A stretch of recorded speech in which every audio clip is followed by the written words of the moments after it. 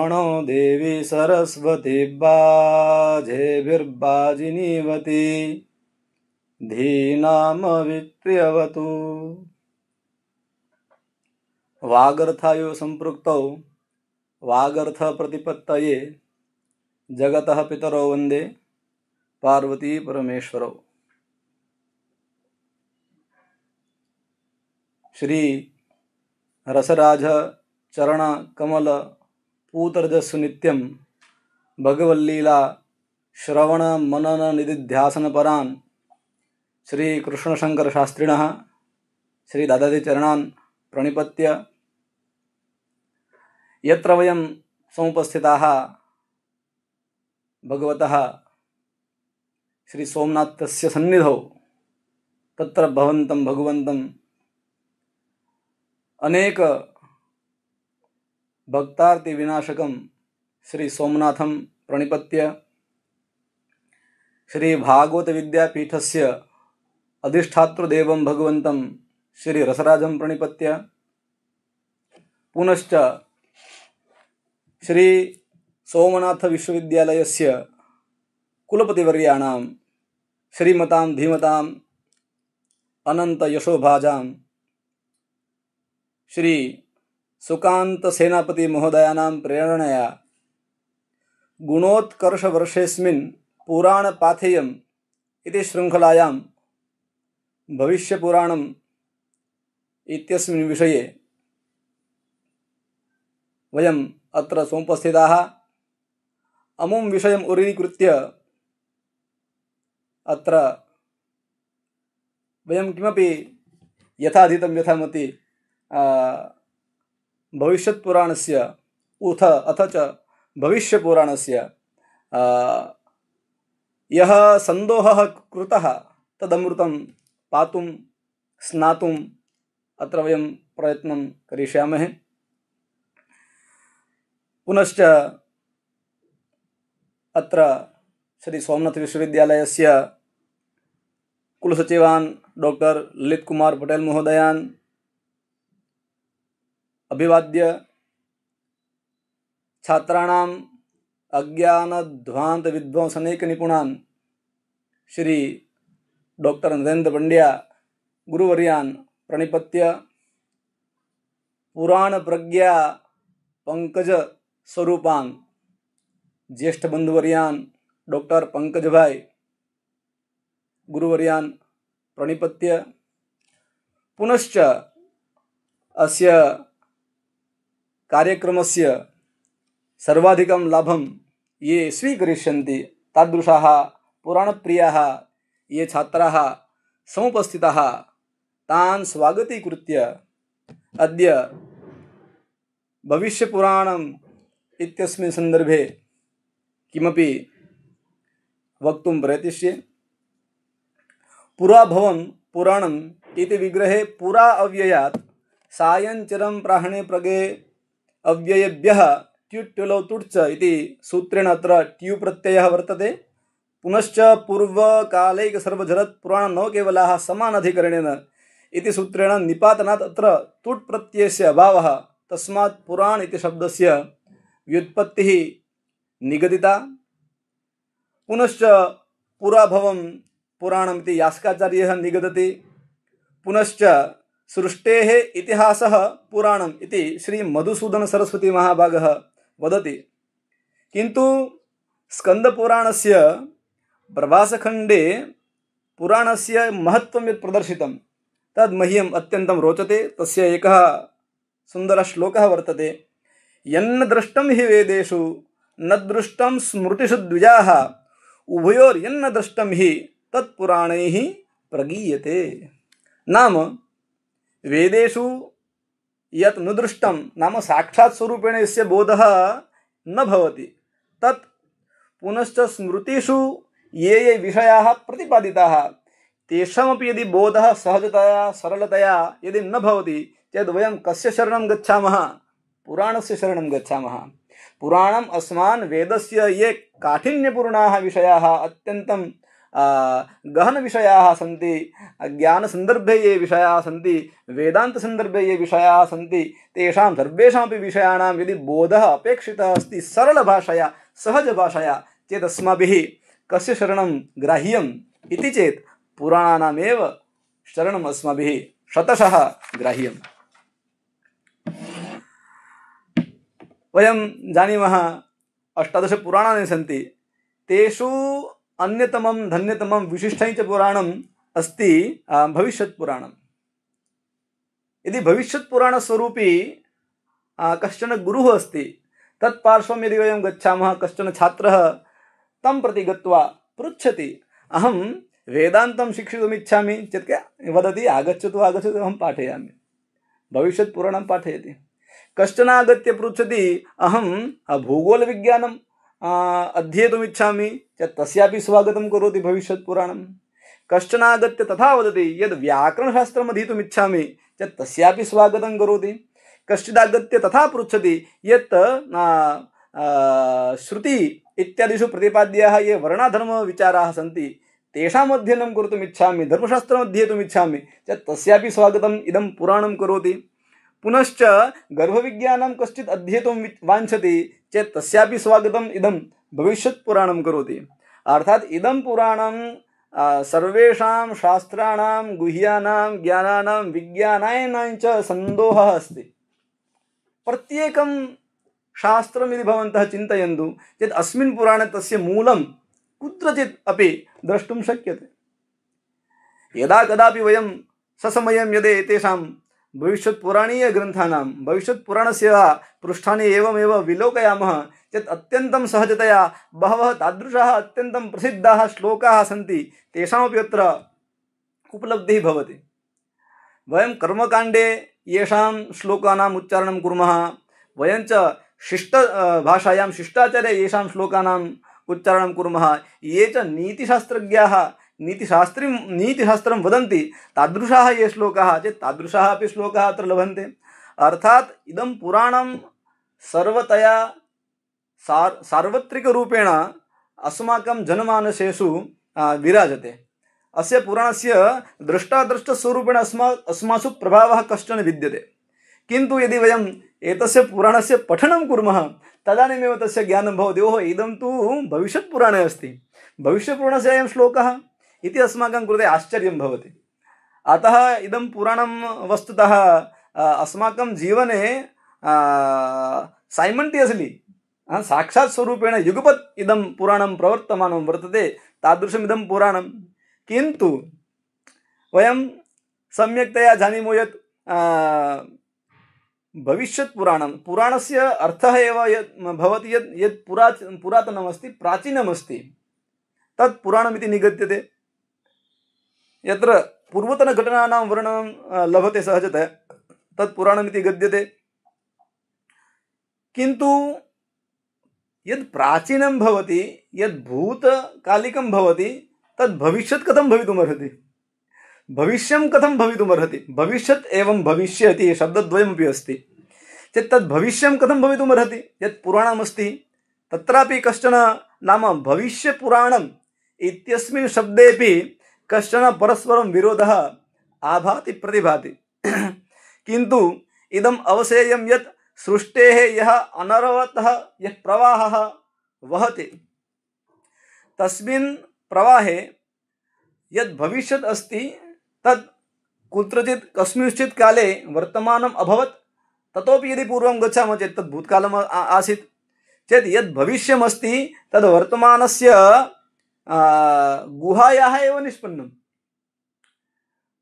पुनश्च यद् वर्तमानमस्ति यच्च भविष्यदस्ति तस्य एव यदि समयस्य यापनं भवति चेत् पुराणत्वेन तस्य ग्रहणं भवति इति सहजमस्ति। अस्मिन् पुराणे शङ्कराचार्यस्य उल्लेखः अस्ति। यदा पुराणस्य रचना जाता तदानीं शङ्कराचार्यः वेदव्यासस्य कृते भविष्यत्काले तस्य उत्पत्तिः निर्दिष्टा आसीत् तेन। किन्तु इदानीं यदि वयं पठामः चेत् भगवान् शङ्कराचार्यः अस्माकं कृते भूतकाले तिष्ठति। अतः भविष्यपुराणस्य अयम् अर्थः यत् भूतकाले वर्तमानकाले पुनश्च भविष्यत्काले याः घटनाः सम्भाव्यमानाः सन्ति तासां सर्वेषामपि पूर्वसूचिः अस्मिन् महापुराणे लभते। न केवलमिदमेव, किन्तु नीतिशास्त्रं, भूगोलशास्त्रं, खगोलशास्त्रं नाम प्रायः वैज्ञानिकविषयाः ये सन्ति, नाम सृष्टेः उत्पत्ति, बिग् बैंग् थियरी, ब्लैक होल इत्यादि यत् सर्वमपि अस्ति तत् अत्र सर्वमपि निर्दिष्टमस्ति इति अस्माकं कृते महतः आनन्दस्य अयं विषयः। पुनश्च नाम त्रयाणामपि कालानाम् अस्मिन् पुराणे वर्णनम् अस्ति। पुनश्च सर्वेषु 18 पुराणेषु सर्वाधिक यदि विवादास्पदं किञ्चन पुराणमस्ति चेत् तत् पुराणमस्ति भविष्यत्पुराणं। कारणं प्राच्याः पाश्चात्याः पौर्वीयाः विद्वांसः इदमेव भणन्ति, जुघोषयन्ति यद् अस्मिन् पुराणे समये समये कालावच्छेदेन बहुभिः विद्वद्भिः स्वनिर्मिताः श्लोकाः तत्र संस्थापिताः इति कश्चन महान् क्लेशः अस्ति। अतः कुत्रचित् एतस्य पुराणस्य संख्या, श्लोकसंख्या 65,000 लभते। पुनश्च वर्तमाने यदि वयं पश्यामः चेत् अस्मिन् पुराणे 14,000-500 श्लोकाः लभन्ते। अर्थात् अत्र नाम बहु कश्चन संख्यात्मकः, नाम कति श्लोकाः सन्ति वा, कीदृशम् एतस्य पुराणस्य सम्पूर्णं स्वरूपं कीदृशम् अस्ति इत्यस्मिन् विषये इदमित्थन्तया किमपि वक्तुं न शक्यते अस्माभिः।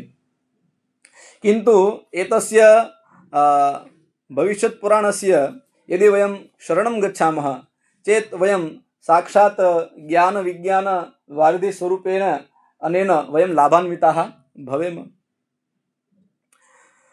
भवसागरे ये जनाः निमज्जन्ति तेभ्यः नौकास्वरूपः यदि कश्चन विशेषः पुरुषः चेदयं पुराणपुरुषः।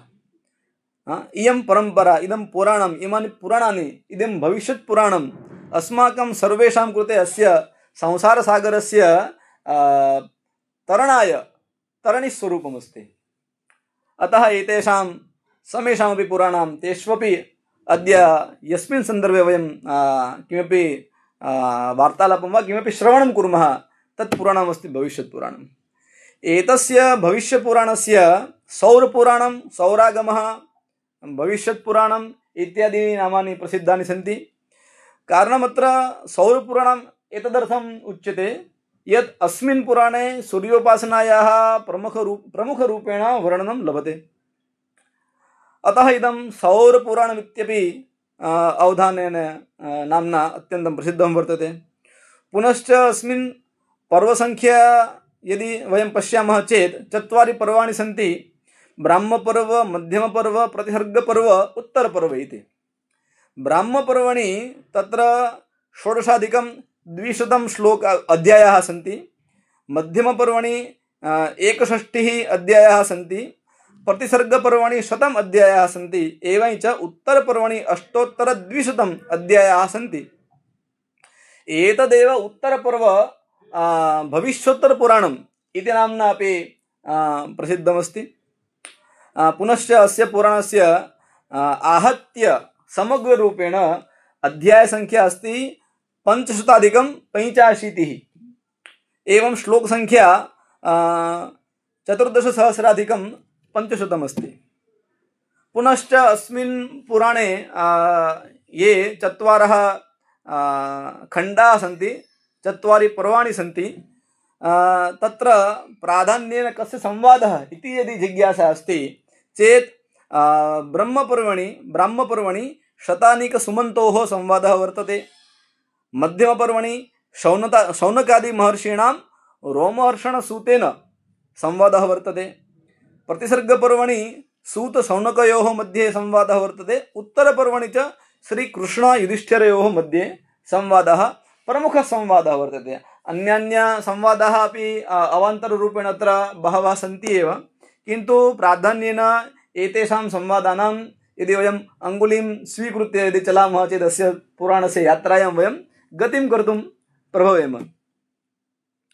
भविष्यपुराणस्य यदि प्रतिपाद्यविषयाः सन्ति तेषां सन्दर्भे यदि वयम् अग्रे गच्छामः चेत् सर्वप्रथमं मङ्गलाचरणे नारायणं नमस्कृत्य नरं चैव नरोत्तमं देवीं सरस्वतीं व्यासं ततो जयमुदीरयेत् इति ब्राह्मपर्वणि आद्योऽयं श्लोकः मङ्गले।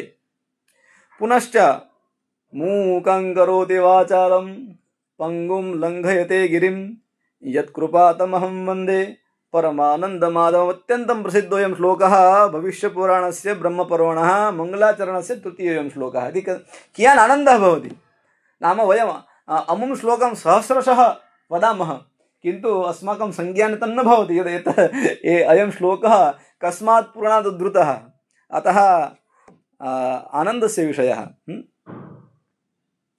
कृत्वा पुराणानि पराशरात्मजः सर्वाण्यनेकानि सुखावहानि तत्रात्मसौख्याय भविष्यधर्मान् कलौ युगे भाविविलिलेख सर्वं।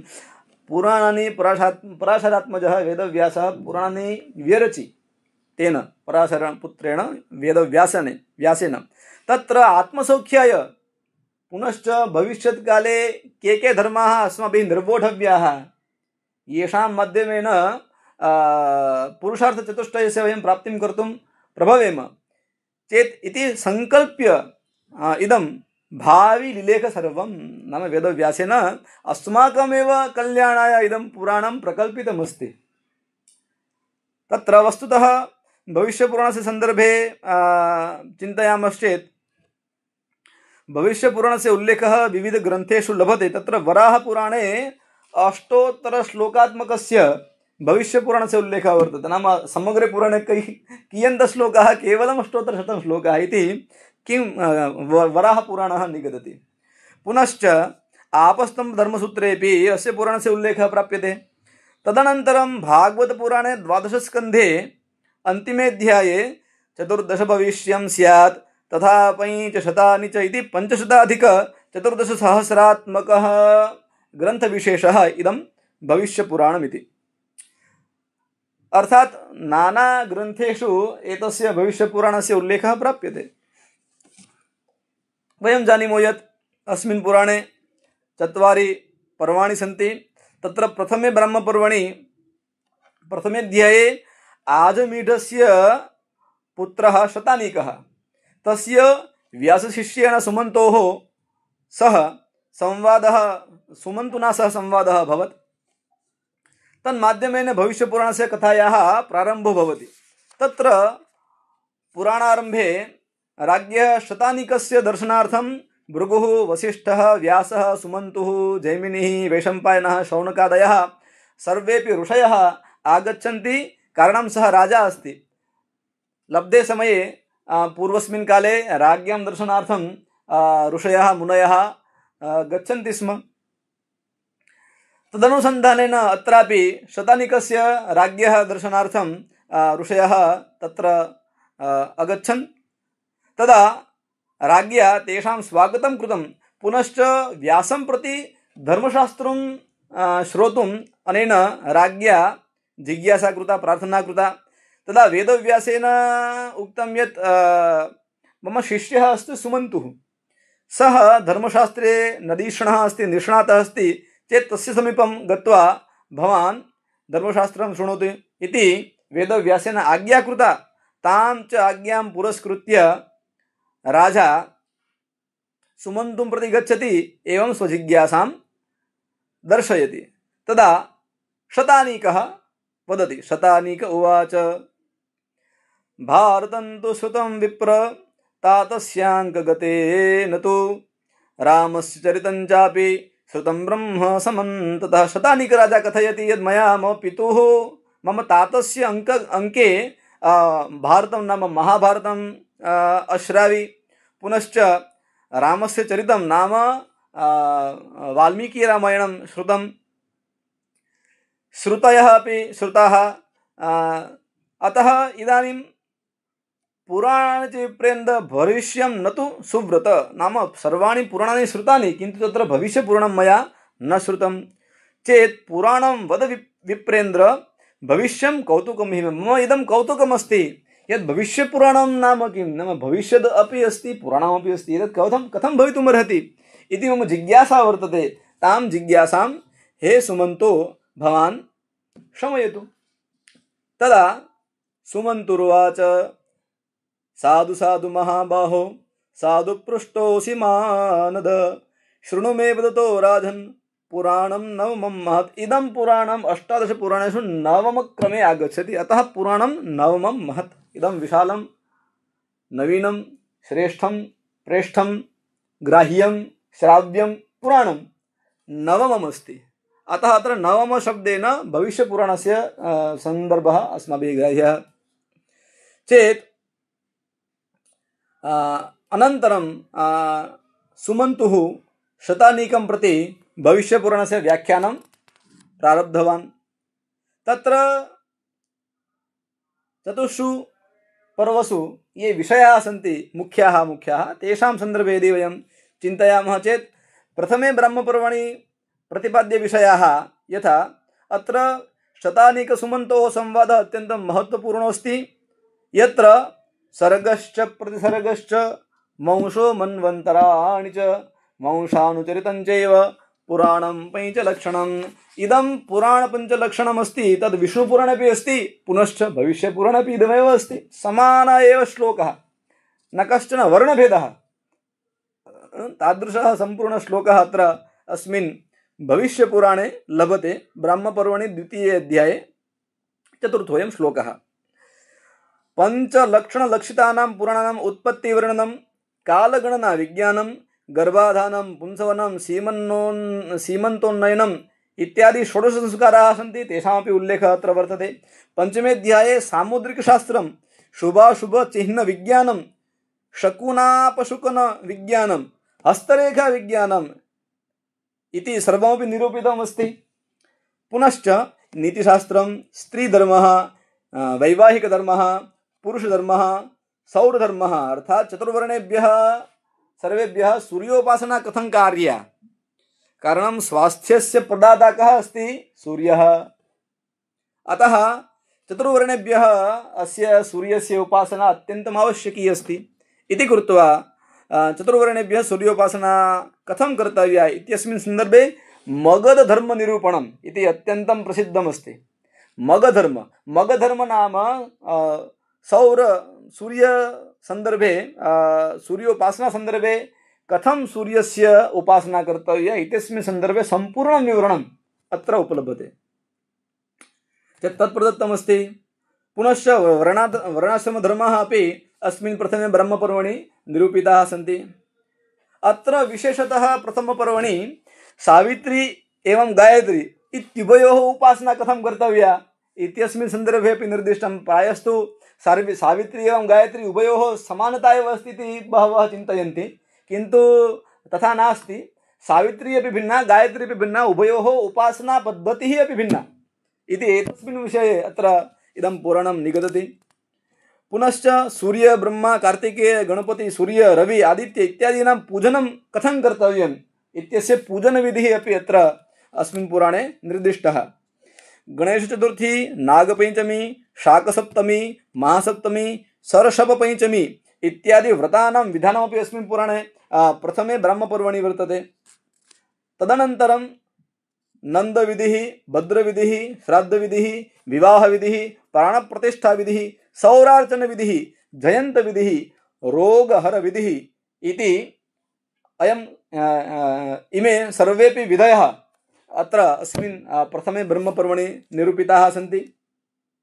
अत्र 3,400+ अध्याये आकृष्णेन रजसा वर्तमानो निवेशयन्नमृतं मृत्यै च हिरण्येन सविता रथेना देव जातिभुवनानि पश्यन् इति अयम् अत्यन्तं प्रसिद्धः मन्त्रः सूर्यस्य। वयं यजमानानां कृते यदि जपं कुर्मः चेत् अमुमेव मन्त्रं स्वीकृत्य वयं जपं कुर्मः, वैदिकं मन्त्रं चेत् अयमपि मन्त्रः अत्र अस्मिन् ब्रह्मपर्वणि प्रदत्तः अस्ति। पुनश्च सूर्योपासना एकादशाधिकद्विशतमे अध्याये निरूपिता। हिरण्यनाभः एवं कौथुमी इत्युभयोः संवादे सूर्योपासना निरूपिता। पुनश्च पंचदशाधिकद्विशते अध्याये सूर्यगायत्री अपि निरूपिता वर्तते। सूर्यगायत्री मंत्रः निरूपितः, यथा ओम आदित्याय विद्महे विश्वभागाय धीमहि तन्नः सूर्यः प्रचोदयात् इति महामन्त्रः अत्र निरूपितः वर्तते। सूर्याथर्वशीर्षे यः सूर्यगायत्री मंत्रः सः कश्चन भिन्नः, अयमपि मंत्रः कश्चन भिन्नः वर्तते। विशेषतः अस्मिन् पर्वणि प्रथमे ब्राह्मपर्वणि गरुड आरुण संवादः वर्तते। अस्मिन् संवादे सौरधर्मः निरूपितो वर्तते। सूर्यस्य विविधस्वरूपाणां पूजाः उपासनाः आदित्यस्तवः व्रतादिभ्यः रोगनिवारणं सूर्यस्य जगतः आधारस्वरूपेण परब्रह्मस्वरूपेण च महिमामण्डनम् अत्र प्रथमे ब्राह्म्यपर्वणि कृतम्। येन सूर्य आत्मा जगतस्तस्थुषश्च इति सिद्धं भवति। अत्र सूर्योपासनायै व्रतानां मन्त्राणां विधीनां च वर्णनं ब्राह्म्यपर्वणि लभते। पुनश्च सप्ताश्वतिलकसंवादः, सूर्यारुणसंवादः, व्यासभीष्मसंवादः एवं पुनश्च भीष्मव्याससंवादः इति एवं रूपेण संवादाः अपि मुख्यतया लभन्ते इति ब्रह्मपर्वणि प्रतिपाद्यविषयाः। पुनश्च इदानीं द्वितीये मध्यमपर्वणि त्रयः भागाः सन्ति आहत्य चेत् तेषु प्राधान्येन सूतशौनकसंवादो वर्तते। अस्मिन् मध्यमपर्वणि ब्रह्माण्डस्य अभेद्यरहस्यानि निरूपितानि सन्ति। अत्र भूगोल खगोल पाताल ज्योतिश्चक्र ब्रह्माण्ड निरूपणम् अत्यन्तं रोमाञ्चकतया निरूपितमस्ति। नाम वयं यदि एतत् सर्वं यथा पूर्ववक्तृभिः उक्तं यत् सूर्यस्य एवं च अन्यग्रहस्य मध्ये किम् अन्तरमस्ति, एतत् सर्वं पुनश्च कः ग्रहः कस्मात् ग्रहात् कियान् दूरः वर्तते तत् सर्वमपि अत्रापि वायुपुराणेन इव निरूपितमस्ति। पुनः अस्मिन् पुराणे कर्मणः महत्त्वम् अस्ति। कर्मानुसारमेव मानवस्य गतिः भवति। पुनश्च वर्णाश्रमाणामपि अत्र नाम ब्राह्मणवैश्य क्षत्रिय शूद्र इति यः वर्णाश्रम व्यवस्था स्वरूपः प्रकल्पः अस्माकं पुरः अस्ति, तद् विरोधम् इदं पुराणं करोति। कर्मानुसारं यः अध्यापनस्य कर्म करोति वा यज्ञयागादिकं करोति चेत् सः ब्राह्मणः इति ब्राह्मणेन एव सः यदि आचरणं करोति चेत् सः ब्राह्मणतुल्यः एव। यदि कश्चन विप्रः युद्धकलायां निपुणः चेत् सः क्षत्रियतुल्यः एव। यदि कश्चन विप्रः वाणिज्ये कुशलः चेत् सः वणिक्तुल्यः एव इति नाम कर्मानुसारं वर्णव्यवस्थाम् इदं पुराणं निरूपयति। पुनश्च मातृपितृगुरुमहत्त्वं च इदं पुराणं निरूपयति। इष्टापूर्तनिर्णयः कुण्डनिर्माण नाम यज्ञयागादिषु कुण्डनिर्माणं भवति चेत् तस्मिन् सन्दर्भेपि इष्टापूर्तनिर्णयः, कुण्डनिर्माणविधिः, होमद्रव्यनिरूपणं, वास्तुयागविधानं, देवग्रहपूजनविधानं, देवप्रतिष्ठापनविधिः, पुनश्च अग्निहोत्रविधानं, मास तिथि कलशादीनाम् अपि निर्णयः अस्मिन् द्वितीये मध्यमपर्वणि निरूपितः। तदनन्तरं अस्माकं जीवने न केवलं मानवः अपि तु अस्माभिः सह ये प्राणिनः सन्ति, ये वृक्षाः सन्ति, याः नद्यः सन्ति, ये पर्वताः सन्ति, तेषामपि अत्यन्तं महत्त्वमस्ति। तैः सह अस्माकं साक्षात् कश्चन सम्बन्धः अस्ति चेत् तदपि उररीकृत्य तेषामपि पूजनं कर्तव्यं, तेभ्यः अपि मानं देयं, तेषामपि अर्चनं कर्तव्यं। गङ्गापूजा अपि भवति, यमुनापूजा अपि भवति, पर्वतपूजा, गोवर्धनपर्वतपूजा अपि भवति। एतत् सर्वमपि किमर्थमस्ति चेत् अस्माकं जीवने न केवलं मानवानामेव माहात्म्यमस्ति, किन्तु ये कीटतः आरभ्य पर्वतं यावत् यत् सर्वमपि अस्ति तेभ्यः सर्वेभ्यः अस्माभिः मानं देयं, तेषां पूजा कर्तव्या, तेषाम् अर्चना कर्तव्या इति कश्चन प्रकल्पः अस्मिन् पुराणे अस्मभ्यं लभते। अतः वृक्षमाहात्म्यं, लघु उपवनप्रतिष्ठा नाम उपवनं कथं निर्मातव्यं, तस्य प्रतिष्ठा च कथं कर्तव्या इति अस्मिन् पुराणे। पुनः तुलसी प्रतिष्ठा, देवप्रतिष्ठा ग्रहाणाम् उपद्रवस्य शान्तिहेतवे ये उपायाः सन्ति ते अपि अस्मिन् पुराणे निरूपिताः। नाम ज्योतिषशास्त्रानुसारं यत्किमपि अपेक्षितं भवति तदपि अत्र निरूपितं वर्तते। अत्र च मध्यमपर्वणः द्वितीयभागस्य 15 अध्याये तुलसीप्रतिष्ठा नामके अध्याये अपाणनीयप्रयोगाः अपि लभन्ते। नाम हुनेत्, जुहुयात् इत्यस्य स्थाने हुनेत्, ददेत् इत्यादयः प्रयोगाः अपि अपाणनीयप्रयोगाः अस्मिन् भविष्यपुराणे लभन्ते।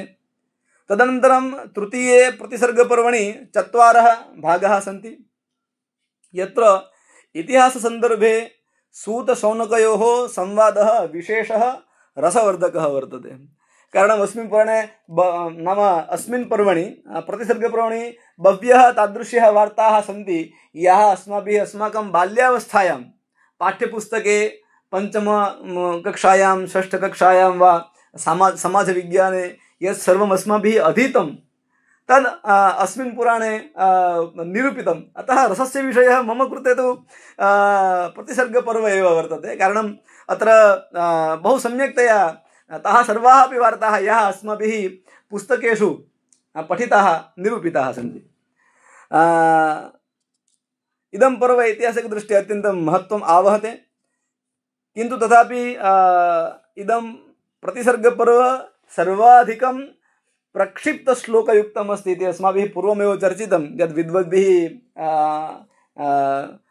कतिपयश्लोकाः तादृशाः सन्ति वा विषयाः तादृशाः सन्ति, कतिपयघटनाः तादृश्यः सन्ति याः घटनाः विलोक्य विद्वद्भिः एतद् न भवितुम् अर्हति इति कृत्वा प्रक्षिप्ताध्यायाः सन्ति वा प्रक्षिप्तश्लोकाः सन्ति इति आक्षेपः कृतः तैः। वयं तु भगवती वेदव्यासे विश्वसामः, अतः वयं तेषां विश्वासं न कुर्मः, वेदव्यासे एव विश्वसामः। किन्तु तथापि ते तथा भणन्ति, उद्घोषं कुर्वन्ति यत् एते श्लोकाः वा अध्यायाः प्रक्षिप्ताः सन्ति इति। अस्मिन् पर्वणि कृत त्रेता द्वापर कलियुगानां राज्ञां वंशावलीनाम् अत्यन्तं रोचकं वर्णनं वर्तते। नाम सत्ययुगे वा त्रेतायां रामः वा राम नाम सूर्यवंशः, नाम द्वापरयुगे चन्द्रवंशः इति सर्वेषां वंशानां पुनः विक्रमादित्यादीनामपि अत्र उल्लेखः अस्मिन् पर्वणि वर्तते। चेत् चतुर्णामपि युगानां ये राजानः सन्ति तेषां वंशावलीनां वर्णनमपि अत्र रोचकतया लभते। प्रतिसर्गपर्वणः प्रथमभागस्य 4थे अध्याये विष्णोः कर्दमतः म्लेच्छानाम् उद्भवस्य कथा वर्तते। भगवतः विष्णोः कर्दमतः म्लेच्छानाम् उत्पत्तिः अस्मिन् पुराणे वर्णिता वर्तते। यत्र प्रतिसर्गपर्वणः प्रथमभागस्य 4थाध्यायस्य 18 श्लोके इत्थमस्ति। आदमो नाम पुरुषः पत्नी हव्यवती तथा। अतः आदमस्य उत्पत्तिः अत्र अस्मिन् पर्वणि वर्णिता। 7मे च अध्याये राज्ञः विक्रमस्य नाम विक्रमादित्यस्य जन्म निरूपणं वर्तते, यस्य शिवाज्ञया समागतेन वेतालेन, नाम वेतालः यः आसीत् सः पूर्वजन्मनि क्षेत्रसिंह नाम्नः कश्चन राजा आसीत्। पुनश्च सः भगवतः शिवस्य उपासकः आसीत्।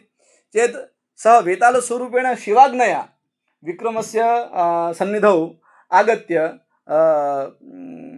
तयोः मध्ये कश्चन प्रश्नोत्तरात्मकः संवादः वार्तावली स्वरूपः अस्ति। अत्यन्तं प्रसिद्धा शृङ्खला बहु वर्षेभ्यः पूर्वं विक्रम वेताल इति आगच्छति स्म। चेत् वेताल पंचविंशतिका इति नाम्ना लघुपुस्तकानि लभन्ते।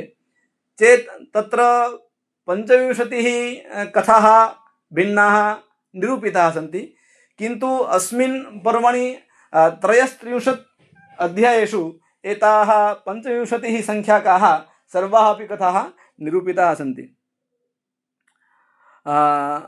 पुनश्च प्रतिसर्गपर्वणः द्वितीयभागे नाम प्रथमभागस्य अन्तिमे अध्याये वेतालेन सह विक्रमस्य यः संयोगः भवति तस्य वर्णनं। पुनश्च द्वितीयभागे विक्रमवेतालयोः माध्यमेन विद्या विनय नीति धर्मादीनां ज्ञानप्रदाः कथाः अर्थात् वेताल पञ्चविंशतिकाः यः कथाः ताः एकत्र त्रयोविंशतिः पर्यन्तेषु एकतः नाम प्रथमाध्यायतः त्रयोविंशतिः पर्यन्तेषु अध्यायेषु निरूपिताः। तदनन्तरं चतुर्विंशतितः 39 पर्यन्तं षट्सु अध्यायेषु श्री सत्यनारायण व्रतकथा अत्र उल्लिखिता। नाम स्कन्दपुराणे तु अस्ति एव, तत्रापि नाम पञ्चाध्यायाः वा त्रयः अध्यायाः सन्ति, किन्तु अस्मिन् पुराणे 6 अध्यायाः सन्ति इति कश्चन महान् भेदः। कथा सा एव, किन्तु कतिपय पात्राणां नामोल्लेखः अत्र उपलभ्यते चेत् श्री चतुर्विंशतितः 39 पर्यन्तं षट्सु अध्यायेषु श्री सत्यनारायण व्रतकथा निरूपिता, या स्कन्दपुराणस्य कथानकेन सह 90% समाना एव अस्ति।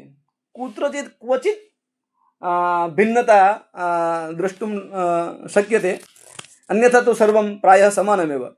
केवलं श्लोकसंख्या तथा च पात्राणां नामानि यत्र स्पष्टतया लभन्ते, यानि नामानि तत्र न लभन्ते। स्कन्दपुराणस्य सत्यनारायण व्रतकथायां यानि नामानि न लभन्ते तानि नामानि अत्र उल्लिखितानि सन्ति। पुनः प्रारम्भे एव भगवता श्री सत्यनारायणस्य स्तुतिः वर्तते। नवाम्भोजनेत्रं रमाकेलिपात्रं चतुर्बाहुचामीकराचारुगात्रं जगत्त्राणहेतुं रिपौधूम्रकेतुं सदा सत्यनारायणं स्तौमि देवम् इति नाम प्रारम्भे एव भगवतः स्तुतिः अनेन श्लोकेन कृता।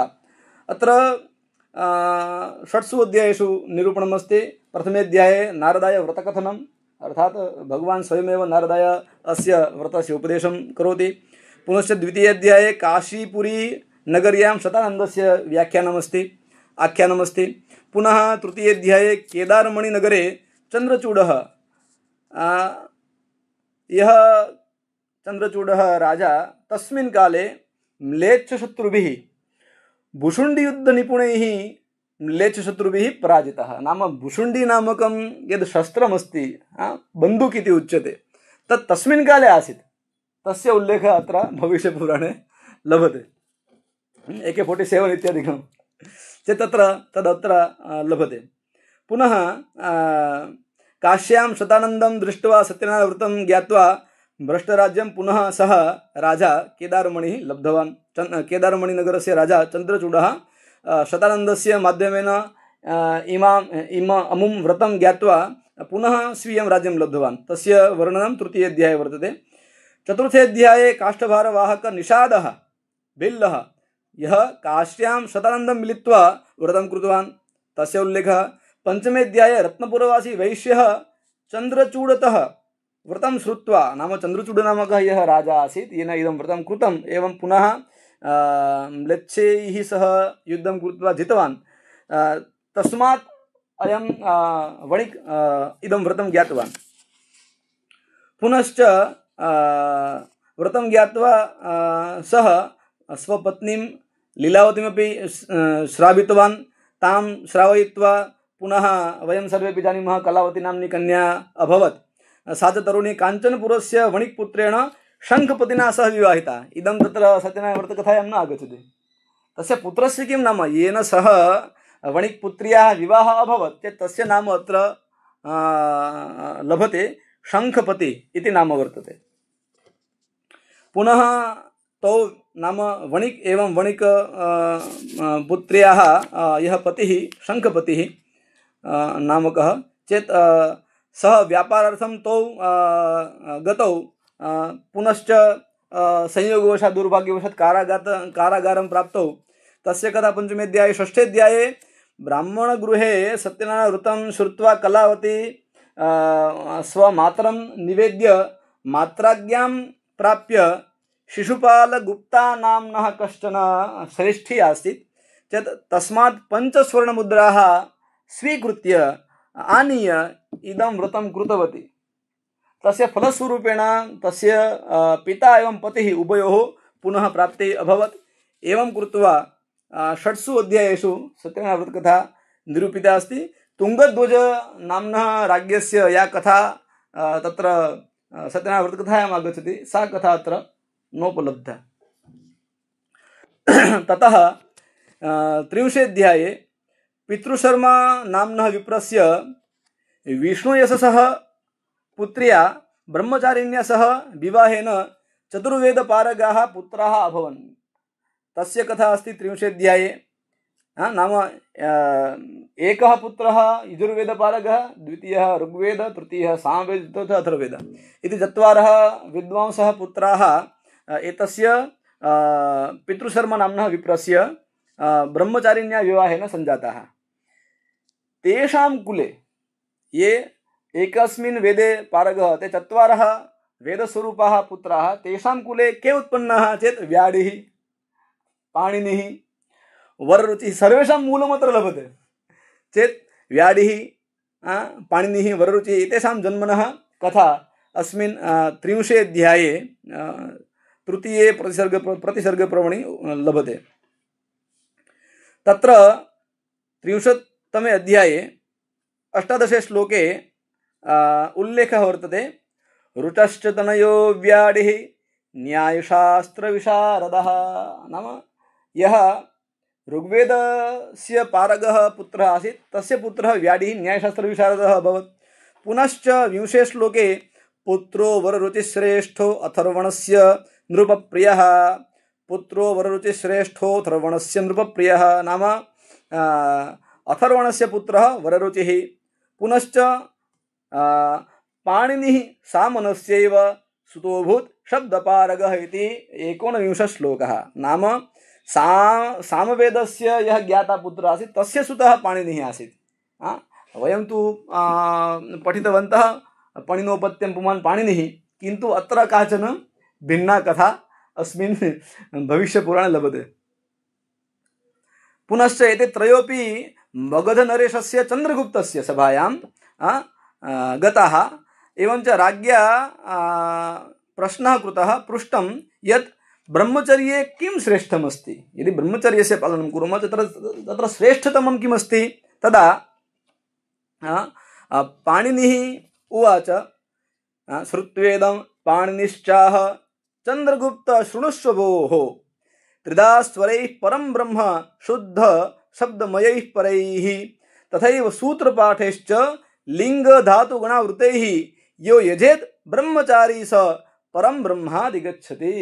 नाम ब्रह्मचारिणः ये व्रताः सन्ति तेषु इदमपि अस्ति यत् सः ब्रह्मचारी व्याकरणपारगः भवेत्। व्याकरणशास्त्रं सर्वेषां शास्त्राणां मूलमस्ति। अतः तत्र यस्य गतिः भवति सः शाब्दे ब्रह्मणि निष्णातः भवति। अतः तद् अवश्यम् अवसेयमस्माभिः यत् व्याकरणस्य अध्ययनम् अस्माभिः कर्तव्यमेव इति किं वदति, इदं पुराणं वदति, न अहं वच्मि, न चिन्तनः वदति, चिन्तनकुमारः वदति, किन्तु भविष्यत् पुराणं वदति यत् व्याकरणस्य अध्ययनम् अनिवार्यरूपेण अस्माभिः कर्तव्यमेव। पुनः अग्रे 31 अध्याये भगवतः पाणिनेः तपस्यायाः उल्लेखोऽपि प्राप्यते। पाणिनिः काणभुक् मुनेः शिष्यैः सह शास्त्रार्थं कृतवान्। पुनश्च सः पराजितः अभवत्। एवं शिवम् आराधयामास। किन्तु वयं पाणिनिमुनेः यां वार्तां श्रुतवन्तः तत्र किम् आगच्छति, शिष्यवर्गो महान् अभूत्, तत्रैकः पाणिनिर्नाम जडबुद्धितरो भवत्। नाम पाणिनिः वर्षाचार्यस्य शिष्यः आसीत्। ततः कालेन वर्षस्य अथ कालेन वर्षस्य शिष्यवर्गो महान् अभूत्। तत्रैकः पाणिनिर्नाम जडबुद्धितरो भवत्। न केवलं जडः किन्तु जडबुद्धितरः अभवत्।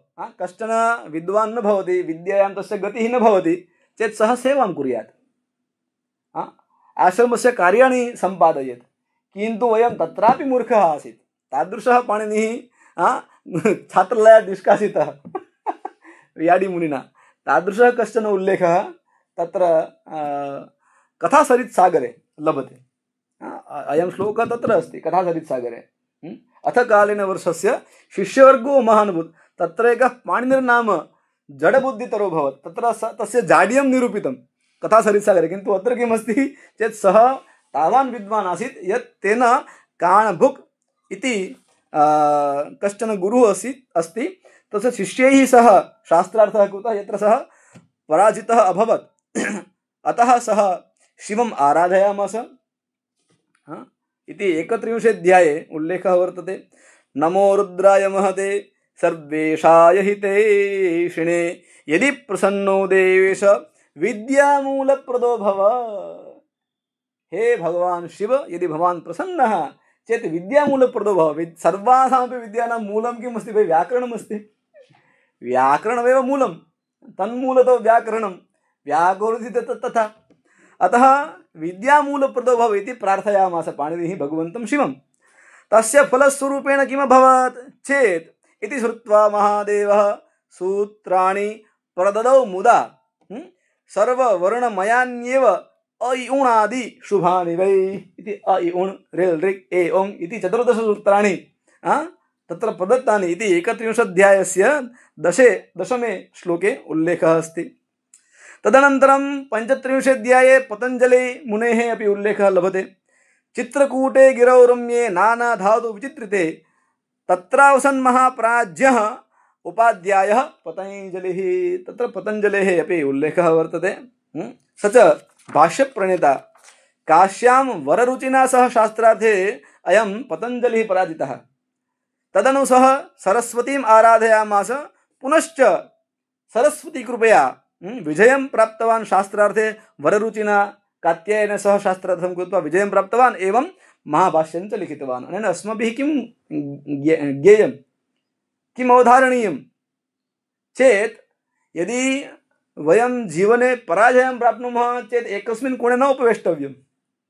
अस्माभिः यत्नः कर्तव्यः, प्रयत्नः कर्तव्यः। एताः कथाः अस्मान् बोधयन्ति यत् पराजीय एकस्मिन् कोणे यदि भवन्तः उपवेक्ष्यन्ति चेत् भवतां किमपि भवितुं नार्हति। तपः तप्त्वा भवद्भिः पुनः अग्रे जीवने अग्रे वर्धनार्थं प्रयत्नः विधेयः इति पाणिनिमुनिः अपि अस्मभ्यं सूचयति। भाष्यकारः पतञ्जलिः अपि इदमेव अस्मभ्यं सूचयति, शिक्षते यत् अस्माभिः न स्थेयम्, अग्रे गन्तव्यं। पराजयः जातश्च जातः, पुनः प्रयत्नं कृत्वा अग्रे गन्तव्यमिति। पुनः अस्मिन् पुराणे प्रतिसर्ग पर्वणः तृतीयभागे 2 अध्याये हूणदेशस्थ पर्वते शालिवाहन नृपेण सह संवादे ईशमसिह इत्यस्य उल्लेखः लभते। नाम शालिवाहन नाम का शालिवाहन शके इति वयं संकल्पे वदामः। शुभे श्री शालिवाहन शके शुभनाम संवत्सरे इति चेत् शालिवाहन नाम्नः यः राज्ञः आसीत् तेन सह हूणदेशस्थ पर्वतोपरि ईशामसिह इत्यस्य मेलनमभवत्। तत्र श्लोकः वर्तते 2 अध्यायस्य 31तमः प्रतिसर्गपर्वणः 3 भागस्य 2 अध्यायस्य 31 श्लोके अनयोः मेलनस्य कथा अस्ति। ईशा मूर्तिर्हृदि प्राप्ता नित्यशुद्धा शिवङ्करी ईशामसिह इति च मम नाम प्रतिष्ठितम् इति स्वयं ईशामसिह शालिवाहनं प्रति वदति। पुनः 3 अध्याये शालिवाहनवंशे एव भोजराजः अभवत्। तस्य सभायां कालिदासः आसीत्, तस्य उल्लेखः लभते। 6 अध्याये पृथ्वीराजः, 11 अध्याये उदयसिंहः, एवं अनेकेषां राज्ञाम् उल्लेखाः अस्मिन् 3 भागे प्रतिसर्गपर्वणः 3 भागे लभते। पुनश्च प्रतिसर्गपर्वणः 4 भागे 3 भागे एव व्याकरणस्य उल्लेखः लभते। अत्र प्रतिसर्गपर्वणः 4 भागे 8मे अध्याये आचार्योत्पत्तिवर्णनं वर्तते। चेत् तस्मिन् वर्णने चत्वारि शृङ्गा त्रयो अस्य पादे द्वे शीरेः इति मन्त्रेण सह सममन्त्रः कश्चन प्रदत्तः। ऋग्वेदीयः अयं मन्त्रः चत्वारि शृङ्गा इति चेत् अस्य मन्त्रस्य कृते महाभाष्ये शब्दब्रह्मणः परकः अर्थः भगवता पतञ्जलिना कृतः। तादृशः एव अर्थः अस्मिन् अध्याये अपि कृतः। वृषरूपधरो मुख्यो नन्दीयानः स्मृतो बुधैः शृङ्गानि तस्य चत्वारि त्रिपादो द्विशिरा वृषः सप्तहस्ता द्विधा बद्धो नित्यसिद्धो मुखे स्थितः। तत्रापि अग्रे कर्ता कर्म च करणं सम्प्रदानं विभागतः सम्बन्धश्चाधिकारश्च भुजास्तस्य वृषस्य वे इति नाम व्याकरणस्यापि उल्लेखः अत्र अस्मिन् पर्वणि वर्तते। अग्रे प्रतिसर्गपर्वणः चतुर्थभागे एकतः 6 अध्यायेषु प्रमरवंशकथनं, सप्तमेऽध्याये रामानन्दाचार्यः निम्बार्काचार्यः एनयोः कथा, पुनश्च दशमेऽध्याये कृष्णचैतन्यः शङ्कराचार्यः एतेषाम् उत्पत्तिवर्णनं, द्वादशेऽध्याये गोरक्षनाथः ज्योतिषाचार्य ढुण्ढीराजः, सप्तदशेऽध्याये कबीरः नानकः, द्वाविंशेऽध्याये तैमूरलङ्गः बाबरः हुमायूं एतेषामपि उल्लेखः लभते। अस्माभिः नाम शालासु एतस्य अध्ययनं कृतं चेत् हुमायूं इत्यादीनां बाबरादीनां चेत् तदपि अस्मिन् पर्वणि प्रतिसर्गपर्वणः चतुर्थभागे द्वाविंशेऽध्याये लभते। पञ्चवर्षकृतं राज्यं तत्सुतो बाबरोऽभवत्, विंशदब्धकृतं राज्यं हुमायुस्तत्सुतोऽभवत् इति चतुर्थे श्लोके। तदनन्तरम् अस्मिन्नेव अध्याये तुलसीदासः तस्य अष्टाविंशतितमे श्लोके उल्लेखः वर्तते। तुलसीदासस्य नाम रामचरितमानसस्य कर्तुः तुलसीदासस्य उल्लेखः अत्र लभते। विख्यातस्तुलसी शर्मा पुराणनिपुणः कविः, नाम अत्रापि पुराणनिपुणः सः अस्ति इति स्वयमेव अनेन पुराणेन उद्घुष्टं। सूरदासः इत्यस्यापि उल्लेखः अत्र लभते। सूरदास इति ज्ञेयः कृष्णलीलाकरः कविः इति 30 श्लोके। तदनन्तरं मौर्यवंशः, गुप्तवंशः, सातवाहनवंशः, शकवंशः आदीनामपि उल्लेखः अस्मिन् पर्वणि लभते। पुनश्च चतुर्थे उत्तरपर्वणि अर्थात् भविष्योत्तरपर्वणि, भविष्योत्तरपुराणम् इत्यपि एतस्य एव अपरं नाम चेत् तत्रापि मुख्यतया श्रीकृष्णयुधिष्ठिरयोः संवादः वर्तते। सः अत्यन्तं महत्त्वपूर्णसंवादः यत्र विविधव्रतानां निरूपणं वर्तते। एतेषां विशेषता वर्तते यत् प्रायः सर्वेषां व्रतानाम् अन्ते व्रतस्य फलकथनं निरूपितं वर्तते। तत्रापि विभिन्नछन्दसां प्रयोगः कृतः, क्वचित् अनुष्टुप् छन्दसः प्रयोगः कृतः, अन्यथा सर्वत्र विभिन्नछन्दसामेव प्रयोगः कृतः अस्ति। पुराणेषु व्रतानां विभाजनं त्रिधा कृतं दृश्यते पुराणशास्त्रेषु। तत्र मानसव्रतं, कायिकव्रतम् एवं वाचिकव्रतम् इति त्रिधा व्रतविभाजनं वर्तते। अहिंसा सत्य अस्तेय ब्रह्मचर्यादिरूपं यद् व्रतं तद् मानसव्रतं। एकभक्तभोजन, नक्तभोजन, निर्जल, अहोरात्र, अयाचकम् इत्यादि रूपं कायिकं व्रतं भवति। पुनश्च वेदाध्ययन, निंदा, त्याग, सत्यभाषण, सततं नामस्मरणम् इत्यादि रूपं वाचिकव्रतम् अपि भवति। नाम त्रिप्रकारकं व्रतं पुराणेषु विभक्तं वर्तते। चेत् अस्मिन् पर्वणि श्रीकृष्णयुधिष्ठिरयोः संवादे ब्रह्माण्डोत्पत्तिवर्णनमस्ति। नारदाय मायादर्शनं, चतुर्थेऽध्याये संसारदोषनिरूपणे गर्भविज्ञानं, संसारदोषनिरूपणात्मको अध्यायः यः चतुर्थः सः अत्यन्तं नाम विशिष्टः अध्यायः। कारणम् अस्मिन् अध्याये विविध नीतीनां नियमानां ब्रह्मचारी कथं जीवेत्, वैवाहिकजीवनं कथं स्यात् इति सर्वेपि सन्यासिनः के नियमाः, संसारिणां के नियमाः इति सर्वेपि नियमाः गृहस्थादीनां निरूपिताः अस्मिन् सन्ति। पुनश्च बहवः नाम तादृशाः श्लोकाः ये अस्माभिः पूर्वमेव ज्ञाताः तादृशाः श्लोकाः अपि अत्र लभन्ते। चेत् अस्मिन् पर्वणि अग्रे गर्भविज्ञानं, व्यावहारिकज्ञानं, सुखदुःखलक्षणनिरूपणं, पापपुण्यभेदनिरूपणं वर्तते। ततः विशेषतया अस्मिन् पर्वणि व्रतानां निरूपणं भगवता श्रीकृष्णेन कृतं, यत्र तिलकव्रतं, यमद्वितीया, अक्षयतृतीया, इमानि सर्वाणि व्रतानि अस्माभिः कुत्रचित् क्वचित् श्रुतानि एव। यमद्वितीया, अक्षयतृतीया, अंगारकी चतुर्थी, विनायक चतुर्थी, सारस्वतव्रतं, दशावतारव्रतं, भीष्म पंचकव्रतं, नक्तोपवासव्रतं, युगादितिथिव्रतं, ग्रहनक्षत्रव्रतं, शनैश्चरव्रतं, नागपंचमी, श्रीपंचमी, स्कंदषष्ठी, जन्माष्टमी, बुधाष्टमी, गोवत्सद्वादशी। गोवत्सद्वादशी स्वरूपः यः अध्यायः तत्र गवां महत्त्वं भगवता निगदितं चेत् भीमद्वादशी, अनन्तचतुर्दशी इत्यादीनां व्रतानां वर्णनम् अस्मिन् वर्तते। ततः माघस्नानविधिः, वृक्षोद्यापनविधिः, दीपदानविधिः, रक्षाबन्धनपर्व, दीपावली उत्सवः एतेषां महिमावर्णनमस्ति। तदनन्तरं दानवर्णनं नाम कन्यादानं, धेनुदानव्रतं, गोसहस्रदानम्, अन्नदानं, प्रपादानं। प्रपायाः निर्माणं भवति, किन्तु अत्र प्रपादानमपि निरूपितं वर्तते। विद्यादानं, तुलापुरुषदानं, शय्यादानम् एवं आत्मप्रतिकृतिदानं नाम भवतां स्वीयाम् एकां मूर्तिं निर्माय तां मूर्तिमपि भवन्तः दाने दातुम् अर्हन्ति इति तादृशं आत्मप्रतिकृतिदानमपि अस्मिन् पर्वणि निरूपितं वर्तते। पुनश्च दानमाहात्म्यं, विधयः, कथं तत्सर्वं दानादिकं कर्तव्यं, कस्य संकल्पः, कः विधिः इति सर्वं तत्र निरूपितं।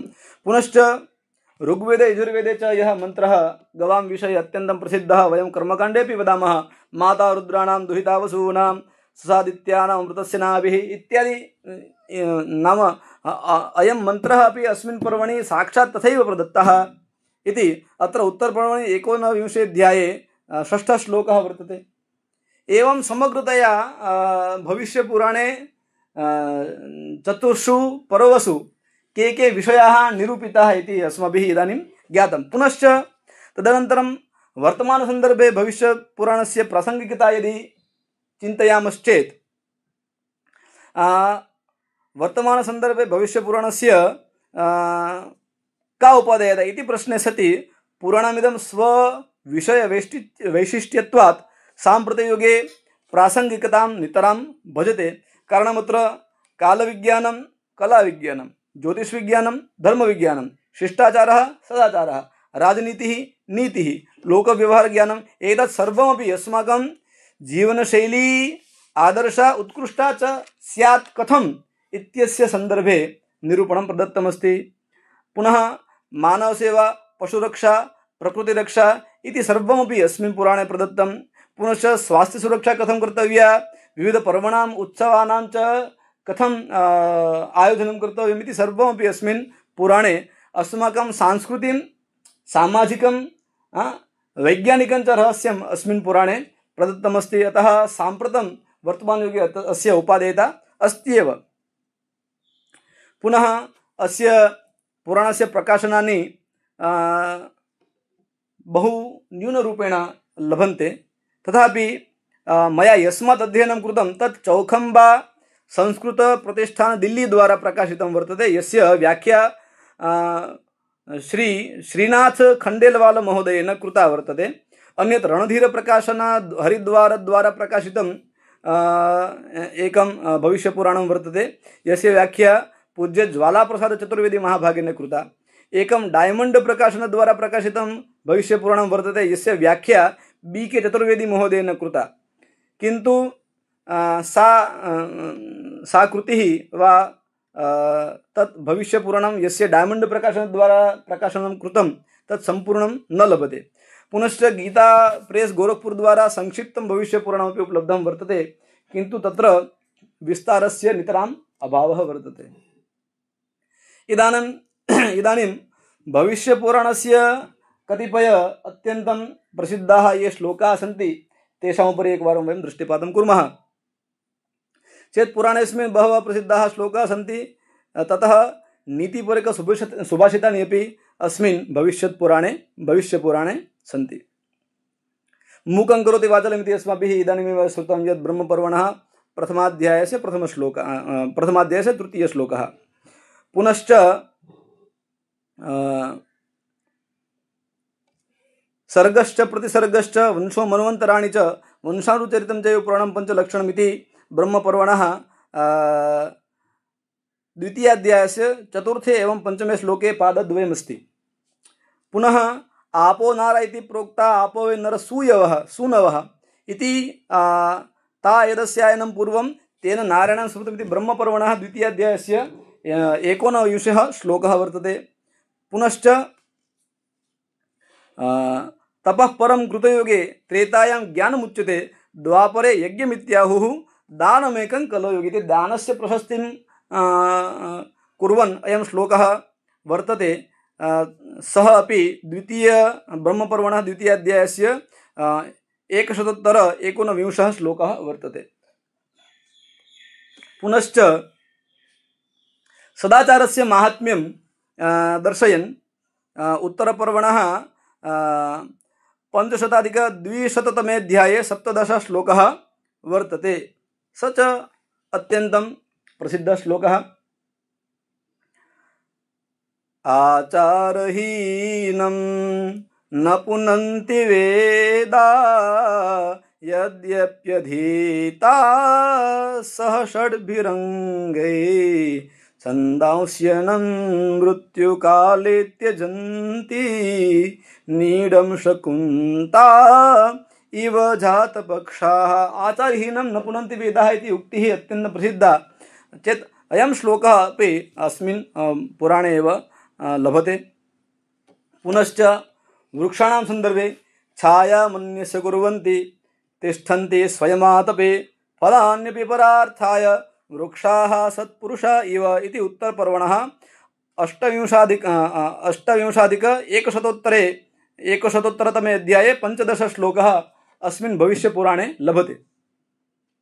पुनश्च येन बद्धो बलिराजा दानवेन्द्रो महाबलः तेन त्वाम् अभिबध्नामि रक्षेमाचलमाचल। अयमपि श्लोकः 37-100 अध्याये 20 श्लोकः वर्तते। पुनश्च पापोऽहं पापकर्माहं पापात्मा पापसंभवः पाहि मां पुण्डरीकाक्ष सर्वपापहरो भव। सर्वपापहरो हरि इति अपि श्रूयते अस्माभिः, किन्तु अत्र सर्वपापहरो भव इति अनन्तचतुर्दशी व्रतस्य सन्दर्भे अनन्तं प्रति कौण्डिन्य नामकः ब्राह्मणः वदति। पुनश्च सः चतुर्थे अध्याये उत्तरपर्वणः चतुर्थे अध्याये 800-शततमः श्लोकः वर्तते। पुनश्च गोष्पद तृतीया व्रते युधिष्ठिरं प्रति भगवान् श्रीकृष्ण उवाच गावो माग्रतः सन्तु गावो मे सन्तु पृष्ठतः गावो मे हृदये सन्तु गवां मध्ये वसाम्यहम् इति अयमपि श्लोकः वयं कर्मकाण्डं प्रति यदा गच्छामः तदा श्लोकं मुहुर्मुहुः वदामः। पुनश्च उत्तरपर्वणः चतुर्थाध्यायस्य 120-100तमो श्लोकः वर्तते। अर्थस्योपार्जने दुःखम् अर्जितस्यापि रक्षणे आये दुःखं व्यये दुःखम् अर्थेभ्यश्च कुतः सुखम् इति अयं श्लोकः अत्र प्रदत्तः। वित्तानामर्जने दुःखम् अर्जितानां च रक्षणे इति नीतिपरकः कश्चन श्लोकः, तस्य समश्लोकः अयं। पुनश्च मातापित्रोः सन्दर्भे एकः अत्यन्तं प्रसिद्धः श्लोकः ब्राह्मपर्वणः चतुर्थाध्यायस्य 96-100तमः श्लोकः। यन्माता पितरौ क्लेशं सहेते संभवे नृणां न तस्य निष्कृतिश्शक्या कर्तुं वर्षशतैरपि। अयमपि अत्यन्तं प्रसिद्धः श्लोकः अस्मिन्नेव पुराणे लभते।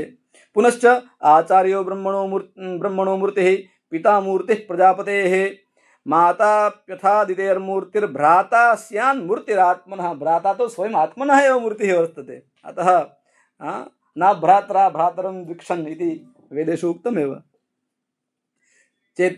पुनः न तथा शीतलसलिलं न चन्दनरसो न शीतलच्छाया प्रह्लादयति च पुरुषं यथा मधुरभाषिणी वाणी। अत्यन्तं प्रसिद्धः श्लोकः। अयं श्लोकः द्विवारम् अस्मिन् पुराणे प्रदत्तः। प्रथमवारं तत्र ब्राह्मपर्वणः चतुर्थाध्यायस्य अष्टाविंशति अधिक एकशतोत्तरे एकशततमे श्लोके अयं श्लोकः अयं वर्तते। पुनश्च अयमेव श्लोकः ब्राह्मपर्वणः 73तमे अध्याये 100तमः श्लोकः अपि वर्तते। तत्र किञ्चन परिवर्तनं वर्तते। न तथा शशीन सलिलं तत्स्थाने न तथा शीतलसलिलम् इति भेदः उभयोः श्लोकयोः मध्ये वर्तते। पुनश्च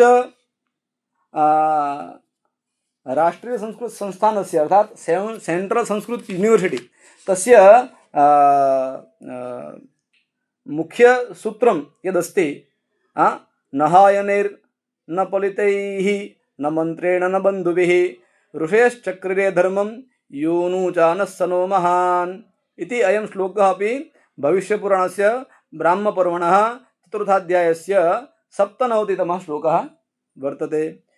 पुनः अभिवादनशीलस्य नित्यं वृद्धोपसेविनः चत्वारि तस्य वर्धन्ते आयुर्विद्या यशोबलम् इत्यस्य स्थाने चत्वारि सम्यक् वर्धन्ते आयुः प्रज्ञा यशोबलम् इति ब्राह्मपुराणस्य श्लोकः अयं वर्तते। पुनश्च विद्याहवे ब्राह्मणमा जगाम इति यः मंत्रः वर्तते तस्य समश्लोकोऽयं वर्तते। विद्या ब्राह्मणमित्याह शेवदिस्ते स्मिरक्षमाम् असूयुकाय माप्रादास् तथा स्यां वीर्यवत्तमा इति अयं श्लोकः। बहवः श्लोकाः सन्ति, ये बहुशः वयं वदामः। अन्तिमः अयं श्लोकः नाम बहुनि अन्यथा अग्रे समययापनं भविष्यति इति कृत्वा कश्चन सुभाषितात्मकः अयं श्लोकः यः अस्मिन् पुराणे अत्यन्तं प्रसिद्धः श्लोकः वर्तते। न विप्रपादोदककर्दमानि न वेदशास्त्र प्रतिगर्जितानि स्वाहा स्वधाकार विवर्जितानि श्मशानतुल्यानि गृहाणि तानि स्वाहा स्वधाकार विवर्जितानि श्मशानतुल्यानि गृहाणि तानि श्मशानतुल्यानि गृहाणि तानि। भविष्यपुराणस्य मध्यमपर्वणः प्रथमभागस्य पंचमाध्यायस्य 22तमोऽयं श्लोकः अत्यन्तं प्रसिद्धः इति कृत्वा पुनश्च विविधपुराणानां संदर्भे भविष्यपुराणस्य श्लोकसंख्या संदर्भे बहु क्लेशः अस्ति इति अस्माभिः पूर्वमेव ज्ञातं। पुनश्च भविष्यपुराणस्य संदर्भे किमपि विशिष्टं विचिन्त्य अत्र प्रस्तूयते। अत्र मया विशेषरूपेण भविष्यपुराणस्य ब्राह्मपर्व, मध्यमपर्व, प्रतिसर्गपर्व, उत्तरपर्व इति चतुर्षु पर्वसु अध्यायानां श्लोकाधारेण कः अध्यायः सर्वाधिकः विशालः वर्तते, कश्च सर्वाधिकः लघु अध्यायः वर्तते इत्यस्मिन् सन्दर्भे पर्वानुगुणं मया किमपि चिन्तनं कृतं। तत्र ब्राह्मपर्व अस्ति यस्मिन् सर्वाधिक विशालोऽध्यायो अस्ति चतुर्थः, श्लोकसंख्या अस्ति 22 श्लोकाः सन्ति इति सर्वाधिक विशालः अध्यायः ब्राह्मपर्वणः। पुनश्च सर्वाधिक लघुः अध्यायः कः इति चेत् 37 सर्वाधिक लघुः अस्ति। कारणम् अत्र केवलं 3 श्लोकाः एव सन्ति। अतः ब्राह्मपर्वणः अत्यन्तं लघु अध्यायः अयमेव। आगच्छन्तु मध्यमपर्वणि। तत्र सर्वाधिक विशालोऽध्यायः अस्ति द्वितीयभागे मध्यमपर्वणः। तत्र 19 सर्वाधिक विशालः अस्ति, यत्र 97 श्लोकाः सन्ति, 297। पुनश्च सर्वाधिक लघुः अध्यायः अस्य एव मध्यमपर्वणः तृतीयभागस्य वर्तते। तत्र 9मोऽध्यायः एवं 11 इमौ द्वौ अपि अध्यायौ वर्तेते, यत्र केवलं 4 श्लोकाः एव सन्ति। पुनः प्रतिसर्गपर्वणि सर्वाधिकविशालोऽध्यायः अस्ति तृतीयभागस्य 32तमः अध्यायः। अस्मिन् अध्याये 47 श्लोकाः सन्ति, 247 श्लोकाः सन्ति। पुनः सर्वाधिकलघुः अध्यायः तृतीयभागस्य 15 वर्तते। अस्मिन् अध्याये केवलं 12 श्लोकाः एव सन्ति। पुनः उत्तरपर्वणि सर्वाधिकविशालोऽध्यायः अस्ति 6। अस्य श्लोकसङ्ख्या अस्ति 9,200। एवञ्च सर्वाधिकलघुः अध्यायः अस्ति 12,100तमः अध्यायः, यत्र केवलं एकः एव श्लोकः गद्यमस्ति, तस्य अन्ते एकः श्लोकः अस्ति, समाप्तं। नाम समग्र 18 पुराणेषु यावदहं चिन्तयामि तावत् एकश्लोकात्मकः यदि अध्यायः कुत्रचित् स्यात्, सर्वाणि पुराणानि मया न विलोकितानि, किन्तु अहं चिन्तयामि तावत् एकश्लोकात्मकः अध्यायः कथं भवितुमर्हति इति विश्वासं कर्तुं न प्रभवम्। किन्तु अत्र अस्य पुराणस्य इदमेव वैशिष्ट्यं यत् एकश्लोकात्मकः अध्यायः अस्मिन् भविष्यपुराणे वर्तते। पुनः समग्र नाम चतुर्णामपि पर्वणानां समूहेन यदि वयं पश्यामः चेत् समग्रेऽस्मिन् भविष्यपुराणे सर्वाधिकविशालोऽध्यायः मध्यमपर्वणः द्वितीयभागे 19 यत्र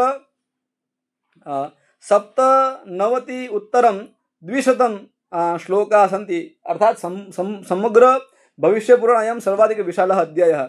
तथा च सर्वाधिकलघुः अध्यायः कः इति चेत् इदानीमेव मया उक्तं यत् उत्तरपर्वणः 12,100तमोऽध्यायः अस्ति, यत्र गद्येन सह एक एव श्लोकः वर्तते इति किञ्चित् विशिष्टम् अध्ययनमत्र मया प्रत्यपादि। पुनश्च सम्पूर्णे भविष्यपुराणे नैकेषां छन्दसां प्रयोगः वर्तते।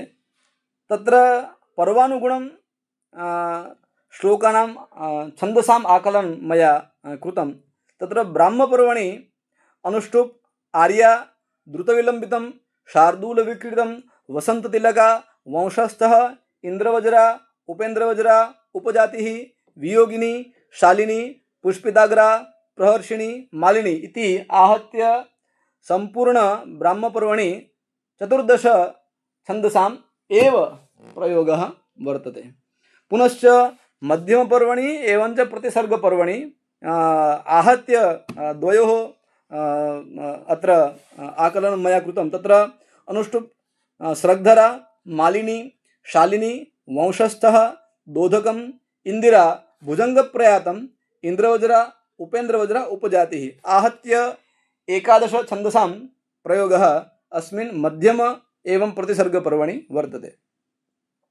उत्तरपर्वणि अनुष्टुप्, शार्दूलविक्रीडितं, शिखरिणी, वसन्ततिलका, वंशस्थः, प्रहर्षिणी, आर्या, पुष्पिताग्रा, उपेन्द्रवज्रा, मालिनी, उपजातिः, रथोद्धता, मन्दाक्रान्ता, शालिनी इति 14 छन्दसां प्रयोगः अस्मिन् उत्तरपर्वणि वर्तते। आहत्य सम्पूर्ण भविष्यपुराणे विविधानां 20 छन्दसां प्रयोगः दृश्यते। तेषु उत्तरपर्वणि 6 अध्याये 9,200तमोऽयं श्लोकः। पापानि पञ्च परमार्थतयैव पार्थ, पापानि पञ्च परमार्थतयैव पार्थ, दुःखप्रदानि सुचिरं पितृराजलोके, अन्यानि यानि चिरकालभयानकानि, वक्तुं न यान्ति किल तानि परिस्फुटानि इति वसन्ततिलका छन्दसि श्लोकः। पुनश्च वियोगिनी उदरं कथयन्ति पैचमं, हृदयं षष्ठमथस्तनान्वितम्, अथ स तममञ्जशत्रुणि कथयन्त्यष्टममष्टकोद्धरे इति ब्राह्मपर्वणि पञ्चमे अध्याये षडाधिकशततमः श्लोकः। पुनश्च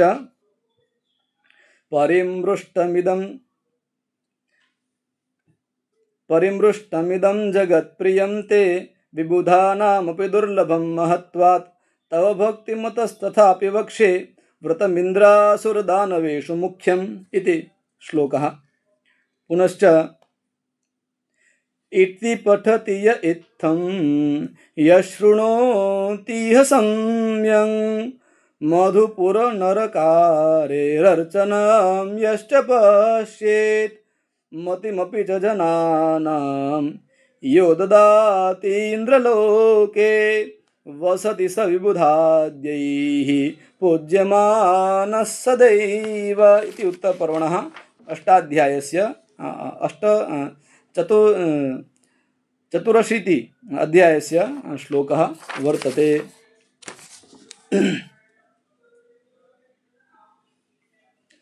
तदनन्तरं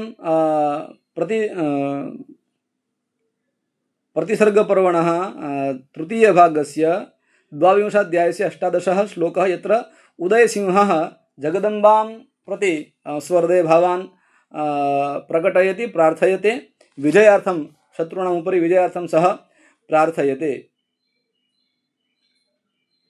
जय जय जय जगदम्ब भवानी ह्यखिललोकसुरपितृमुनिखानि त्वया ततं सचराचरमेव विश्वं पातमिदं हृतमेव इति। पुनश्च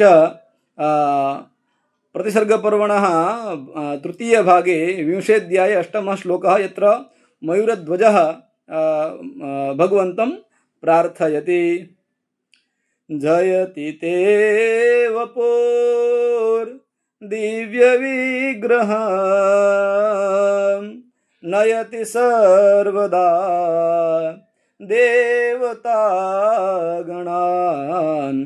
पिबति मात्रियं दुग्धमुत्तमं वदति सर्वदा दैत्यदानवान् इति एवं रूपेण विविधछन्दसामपि अस्मिन् भविष्यपुराणे प्रयोगः वर्तते। अतः उपसंहारं द्वाभ्यां श्लोकाभ्यां स्वनिर्मिताभ्यामेव करोमि। भविष्याख्यं पुराणं स्यात् पठतां मोददं नृणां, ये पठन्ति तेषां, न पठन्ति तेभ्यः किमपि न लभते। पठतां मोददं नृणां, भविष्याख्यं पुराणं स्यात् पठतां मोददं नृणां, ज्ञानविज्ञानसंयुक्तं श्रद्धा भक्त्यभिवर्धकम् ऐतिह्यस्य प्रमाणैश्च फलितं बोधदं शुभं व्रतपर्वोत्सवैः दिव्यं लसतात् श्रेयसे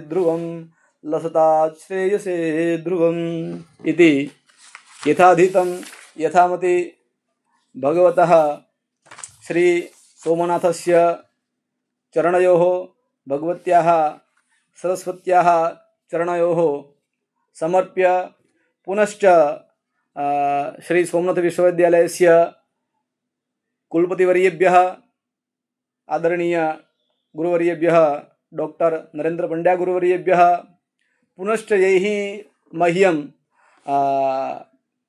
अवसरोऽयं प्रदाय उपकृतं तादृशेभ्यः हृदयाध्यक्षेभ्यः पंकज भाई रावल महोदयेभ्यः प्रणिपत्य धन्यवादान् वितीर्य वाचा विरमामि नमामि। जयतु संस्कृतं, जयतु भारतम्।